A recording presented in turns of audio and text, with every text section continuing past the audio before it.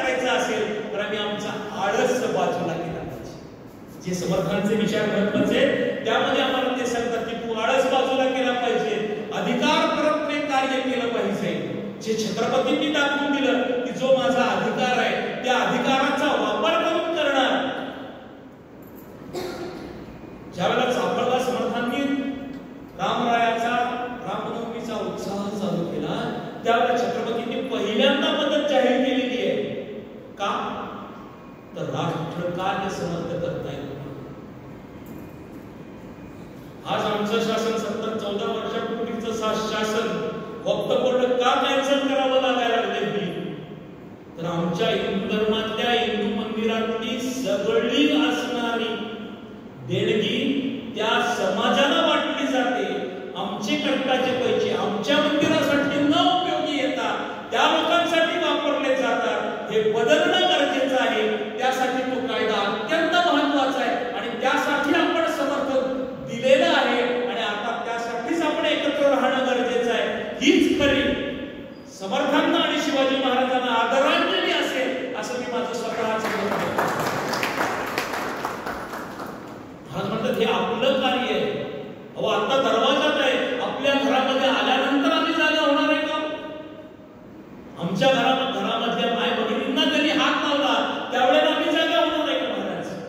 आज शेजारची सुद्धा आमची बहीण आहे, आमची आई आहे, आमची काकू आहे, तिच्यावरती जर हे प्रयोग होत असतील तर आम्ही सावध होऊन कार्य करणं हे आमचं आद्य कर्तव्य आहे. कारण आमची संस्कृती आम्हाला शिकवते की आमचा राजा कसा होऊन गेला, त्यांनी आम्हाला जागा करून ठेवलेला आहे पण आम्ही जागा व्हायला तयार नाही कारण आम्ही आळसामध्ये निद्रिस्त झालेलो आहोत. ते जागा करायचं काम संत महात्मे करतायत म्हणून आम्ही जागा होणं गरजेचं आहे. आणि हे अधिकार परत्वे संत सांगू शकतात म्हणून समर्थांची शिकवण आहे की अधिकारपणानं प्रत्येक गोष्टीचा उपयोग केला पाहिजे. जी गोष्ट जगासाठी चांगली आहे ती अधिकार परत्वे आपण केली पाहिजे असं समर्थांची स्वारी वर्णन करते. पण हे सगळं जर करायचं असेल तर आम्हाला सद्गुरू पाहिजे, आम्हाला आशीर्वाद पाहिजे, आम्हाला पाठबळ पाहिजे. छत्रपतींच्या मध्ये समर्थांची स्वारी होती, मां तुळजाभवानी भवानीचा आशीर्वाद होता म्हणून छत्रपतींची स्वारी हे करू शकली. आमच्या मध्ये पण अधिकार आणि आशीर्वाद पाहिजे. सद्गुरू आम्हाला ते द्यायला तयार आहे. दळोबाराय वर्णन करताना म्हणतात मार्ग लावून गेले आणि दयानिधी संतते तेडेची पंथे चालू जाता नपडे मुक्ता कोठे. दळोबाराय वर्णन करताना म्हणतात आम्ही त्यासाठी राजमार्ग तयार केलेला आहे. या राजमार्गावर जाणं आमचं आद्य कर्तव्य आहे पण आम्ही जायला तयार नाही का? आम्ही काय म्हणतो असेल माझा हरकत देईल खाटला. भगवान द्यायला तयार आहे का? भगवान म्हणतो तू कार्य कर, कर्म कर, मी तुला कर्माचं फळ द्यायला तयार आहे. कर्म कसं करायचंय? फलाची अपेक्षा न धरता करायचं. आम्ही भगवंताच्या मंदिरातच त्याच्यासाठी जातो. लग्न होत नाही, लग्न होऊ दे, घर बांधून होऊ दे, गाडी होऊ दे, बँक बॅलन्स होऊ दे. संत प्रश्न करतायत सगळं मिळालं तुझ्या बरोबर काय घेऊन जाणार? हो अगदी कुणाचं आणि याचं सत्य असतं. उत्तम बर्जरी शाल घातली आम्हाला घेऊन जाता येत का? स्मशानीचा सिंह उघडावे. संत म्हणतो आम्ही श्मशानात उघडाच जाणार आहे. नवे नवे आम्ही आमच्या जीवनाचं कधी चिंतन करण्याचा प्रयत्न केला का? तुकोबारायांनी केला. जन्माचे टेपूळ पाहिले शोधून दुःखासी कारण जन्म घ्यावा.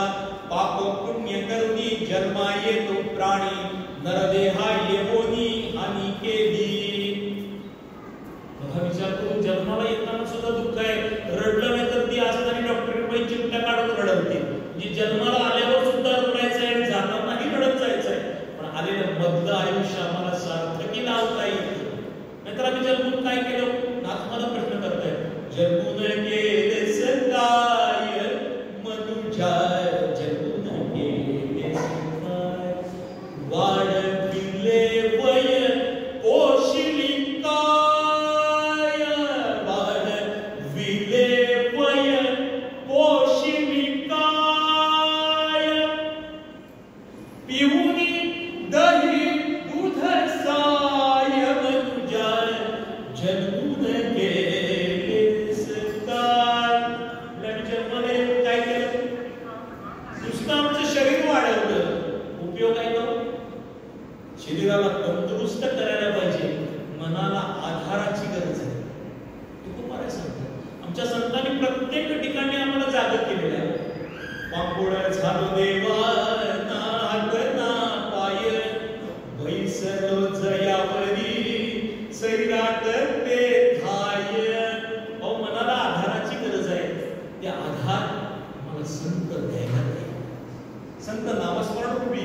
आम्हाला ज्ञान शिकवायला तयार आहे.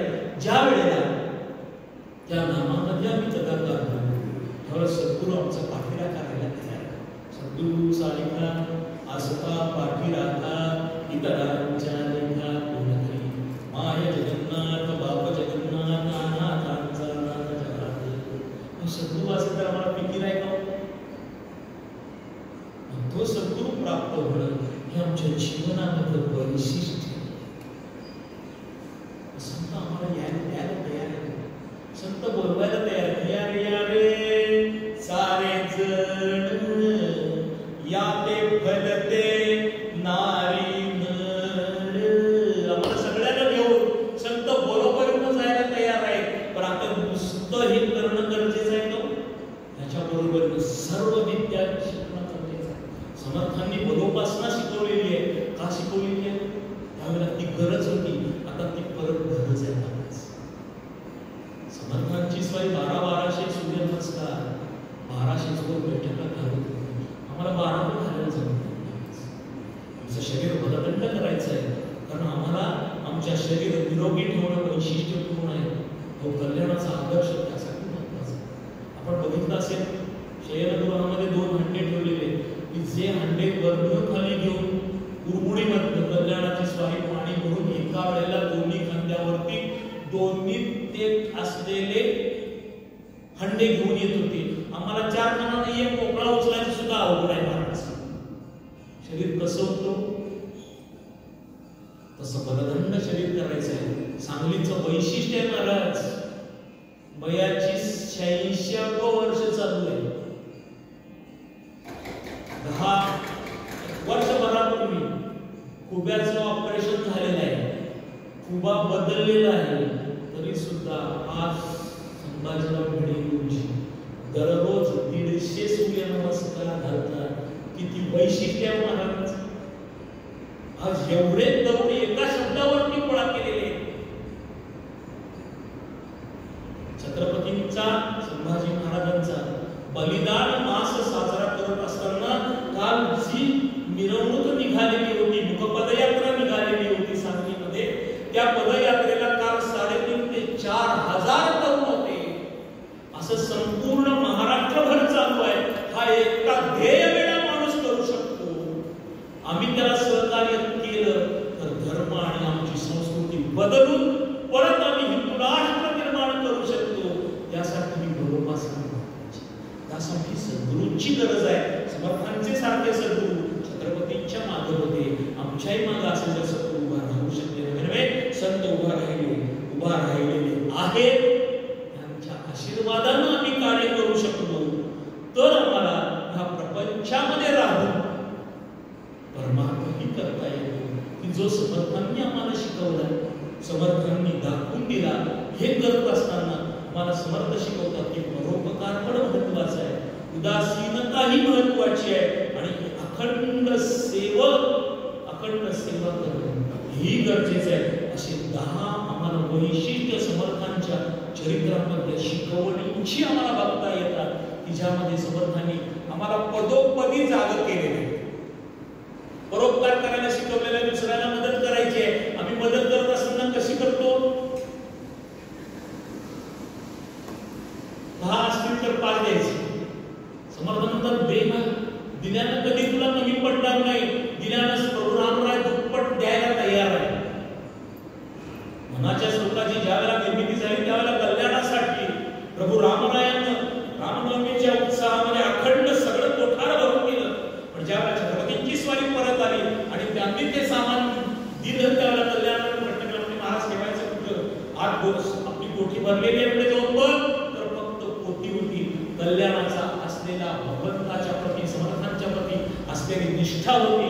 त्यासाठी प्रभू रामरायाला यावं लागलं.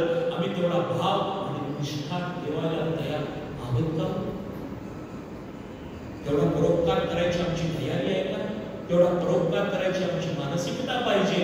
ती मानसिकता संतांच्या संगतीमध्येच होऊ शकते.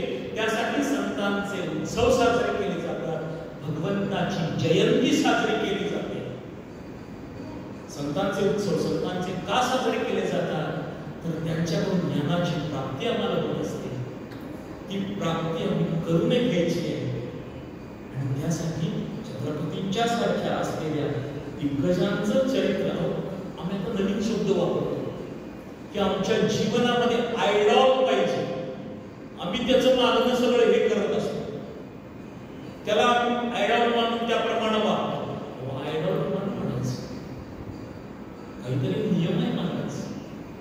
छत्रपतींनी आई बहिणींचं रक्षण करत असताना आपल्या जवळचा नात्यातला विचार महाराज केलेला नाही. आज पुण्यासारख्या ठिकाणी जर परिस्थिती बघितली आम्ही तर डोळ्याला आम्हाला त्या मुलींच्या पेक्षाही आम्हाला पडदं गुंडाळायची वेळ आहे. कुणी हात धरून निघालं छत्रपतींच्या ठिकाणी तसं धाडस होतं का? सामर्थ्य कुणाचं होतं का? हात तोडून टाकण्याचं त्यांनी वैशिष्ट्यपूर्ण दाखवून दिलेलं आहे. ती शक्ती आमच्याकडे यायला पाहिजे महाराज. त्यासाठी श्री शिवप्रताप ग्रंथाचं नव्हे छत्रपतींच्या आणि समर्थांच्या ग्रंथाचं पारायण नव्हे आत्मसात होणं गरजेचं आहे. पारायण होईल पण ते तेवढ्या पुरतं असतं, ग्रंथ आत्मसात व्हायला पाहिजे. मौलींनी सांगितलेलं आहे एक तरी ओवी अनुभवावी, मौलींची माफी मागूया, एक तरी ओवी वाचित जावी, वाचावी ज्ञानेश्वरी, डोळा पहावी पंढरी, असं संत वर्णन करताना म्हणतात. अहो नित्य नियमाने एक जरी ओवी आम्ही शब्दांच्या चरित्रातली वाचण्याचा प्रयत्न केला छत्रपतींच्या तर आमच्या